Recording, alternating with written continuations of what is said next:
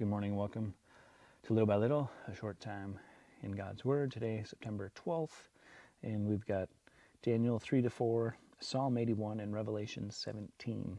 And we're going to go to Daniel 3. Again, a familiar story, but worth examining once more, because how we respond matters. How we deal with the situations around us and the cultural pressures around us and the push to be like and go along with.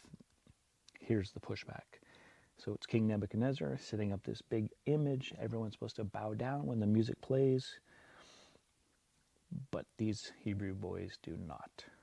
And so pick it up in verse 8. It says, "Therefore, at that time certain Chaldeans came forward and maliciously accused the Jews. They declared, 'King, live forever.' And it says, 'You made this decree. If they don't bow down, they'll go in the fire.' But there are 3 Jews." Notice the end of verse 12. "They pay no attention to you. They do not serve your gods or worship the golden image."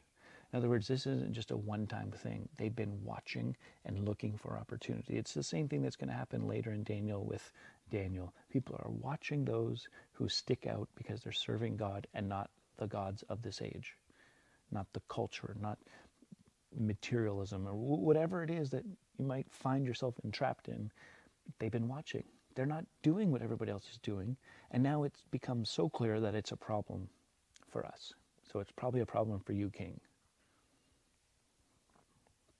So Nebuchadnezzar brings them in and asks them about this. And they're like, yeah, we're not going to do it. But notice how they respond. Verse 18. "We will not serve your gods or worship the golden image." Why? God is able to deliver us, but if not, we still won't do it. We're not going to go along to get along. We're not going to do what everyone else is doing.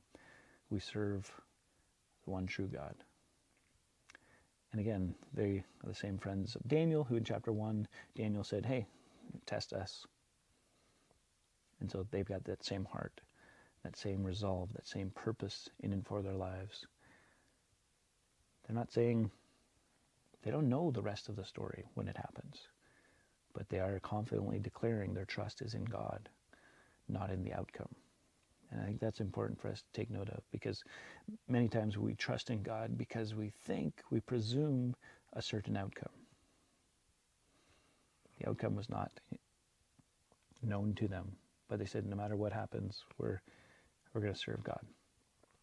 That's the heart that we need to have, to follow Jesus no matter what.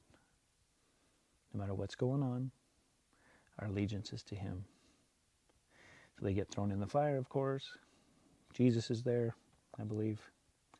They have to be called out of the fire, because you're hanging with Jesus, everything's good.